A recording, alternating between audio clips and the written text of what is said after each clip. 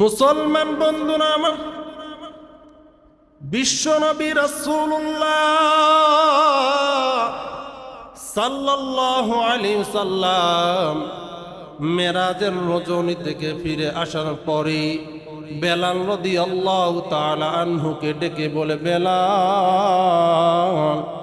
ও বেলাল, তুমি কি এমন আমল করো? বলো না রে বেলাল। বেলাল রে,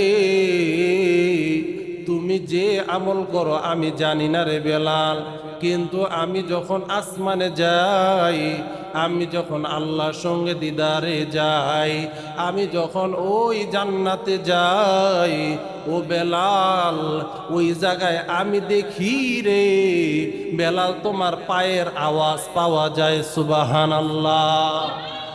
ও বেলাল, তোমার পায়ের আওয়াজ এমন জায়গায় পৌঁছাইছে রে বেলাল, যেই জায়গায় নবীরাও যেতে পারে নাই, যেই জায়গায় ফেরেশতারাও যেতে পারে নাই, যেই জায়গায় জিব্রাইল আলাইহিস সালামও যেতে পারে নাই রে বেলাল। তোমার কি এমন আমল আছে বলো না, যেই আমলের কারণে তোমার পায়ের আওয়াজ দেখি আসমানে জান্নাতের মধ্যে পাওয়া যায়? বেলাল ডেকে বলে, নবী গো, ও নবীজি, আমার এমন কোনো আমল জানা নাই, কিন্তু নবী গো, একদিনের আমলের কথা আমার মনে পড়ে যায়। যেই দিন বলেছেন নবী গো, এই উজু হইল নবীদের সুন্নত, যেই দিন বলেছেন নবী গো,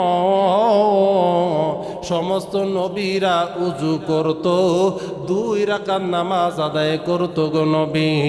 ও নবীজি, ওই দিনের ঘটনা, আমি ওই দিনের কথা শোনার পর, ও নবীজি, এরপর থেকে আমি কখনো উজু অবস্থা ছাড়া থাকতাম না। নবী গো, যখনই আমার উজু চলে যাইত, নবী গো, আমি দেরি করতাম না, সঙ্গে সঙ্গে উজু করতাম, উজু করতাম, উজু করার পরে 2 রাকাত নামাজ আদায় করতাম। নবী গো, ওই দিনের মধ্যে কি আজ পর্যন্ত আমার উজু অবস্থা কখনো ত্যাগ হয় না। উজু চলে গেলেই উজু করি, আবার 2 রাকাত নামাজ আদায় করি। নবী গো, এই আমল ছাড়া তো আমার আর কোনো আমলের কথা জানা নাই। জনাবে রাসূলুল্লাহ সাল্লাল্লাহু আলাইহি সাল্লাম ডেকে বলে, বেলাল, তোমার এই আমল আমার আল্লাহর কাছে এত কবুল, আমার আল্লাহর কাছে এত প্রিয় হয়েছে রে বেলাল, তুমি বেলাল জমিনে, কিন্তু তোমার আমলের কারণে আল্লাহ তোমার পায়ের আওয়াজ উঠাইছে জান্নাতে। সুবহানাল্লাহ।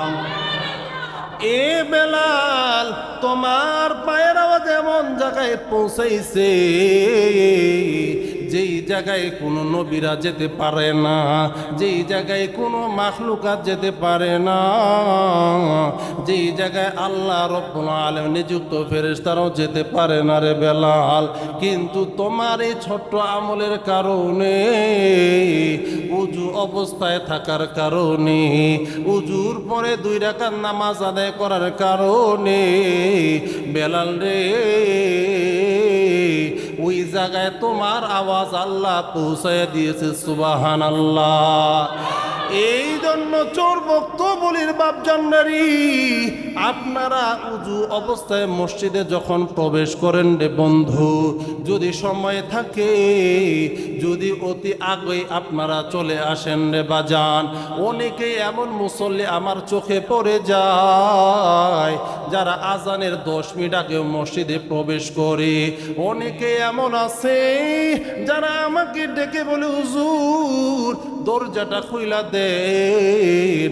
আমি তো বলি এখনো নামাজের সময় সময় হয় নাই, এখনো আজানের সময় হয় নাই। আমার বন্ধুরে,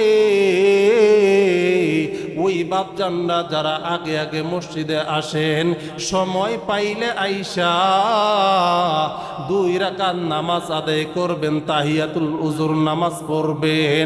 আর যখন মসজিদে প্রবেশ করবেন তখন ইতিকাফের নিয়তে মসজিদের মধ্যে প্রবেশ করবেন রে বন্ধু। কারণ হইল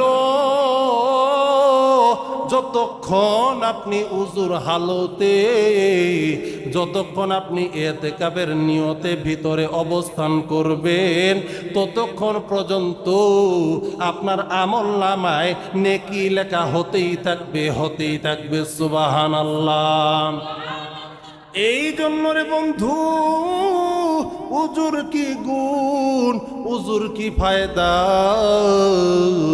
ইমামে আজম আবু হানিফা রহমতুল্লাহ আলাইহি মসজিদের বারান্দায় বসে আছেন। তিনি লক্ষ্য করে দেখে একটা যুবক সুন্দর করে উজু করে, উজু করার সময় সে সুন্দর করে হাতগুলো ধৌত করে, উজু করার সময় সুন্দর করে চেহারাটা ধৌত করে, উজু করার সময় সুন্দর করে মাথাটা মাসেহ করে, উজু করার সময় সুন্দর করে পাগুলো ধৌত করে। ইমাম আবু হানিফা রহমাতুল্লাহ আলাইহি ডেকে বলে, যুবক, ও যুবক, একটু সুন্দর করে বলো না, বলো না, তুমি কি জীবনে জেনা করেছনি? তুমি কি জেনার কাজে জড়িত আসনি রে বন্ধু? যুবকটা ইমাম আবু হানিফার দিকে তাকায় আর চোখের পানি ছেড়ে দিয়া ডুকরে ডুকরে কান্দে। কারণ হইল রে বন্ধু, ইমাম আবু হানিফা রহমতুল্লাহ আলাইহিকে আমার আল্লাহ তাআলা এমন এক আত্মাধিক শক্তি দিয়েছেন, এমন এক গুণ দিয়েছেন যে তিনি উজু অবস্থায় কি হইতেছে তিনি তা দেখতে পাইতেছেন। যুবক ডেকে বলে, হুজুর, আমি জেনা করেছি, কিন্তু যখন আমি জেনা করেছি তখন আমি আর আমার আল্লাহ ছাড়া আমার ঘরে কেউ ছিল না, আমারে কেউ দেখে নাই, আমার জেনার খবর কেউ তো জানে না। আপনি কেমনে জানলেন? আপনি কেমনে বুঝলেন? একটু বলুন দেখি। ইমাম আবু হানিফা রহমাতুল্লাহ আলাইহি ডেকে বলে, যুবক, যখন তুমি উজু করতেছিলা রে, তোমার উজুর হালত দেখে আমি যখন দেখলাম তুমি যখন হাতের কোনোই পর্যন্ত ধৌত করতেছো, তোমার হাত থেকে গুনাহগুলো জমিনে ঝরে ঝরে পড়তেছে। তুমি যখন চেহারা ধৌত করো রে, তখন তোমার চেহারা দিয়া গুনাহগুলো ঝরে ঝরে পড়ে। তুমি যখন দাড়ি মোবারক ধৌত করো রে, দাড়ির ফটায় ফটায় গুনাহগুলো ঝরে ঝরে পড়ে। ও যুবক, আমি অন্য কোনোভাবে জানি নাই, কিন্তু তোমার উজু করার কারণে তোমার ওই জমিনে যত পানি ঝরে পড়ে ওইটা দেখা আমি বুঝতে পারি তুমি জেনা করেছ। আমার বন্ধুগণ, এই জন্য আমরা যখন উজু করব, উজুর হালতে থাকব, একটু মনোযোগ দিয়া সুন্দরভাবে উজুর অঙ্গগুলো ধৌত করব, একটু ঘইসা ঘইসা অঙ্গগুলো ধৌত করব। কারণ জনাবে মুহাম্মদুর রাসূলুল্লাহ সাল্লাল্লাহু আলাইহি সাল্লাম ডেকে বলে, মানুষ রে,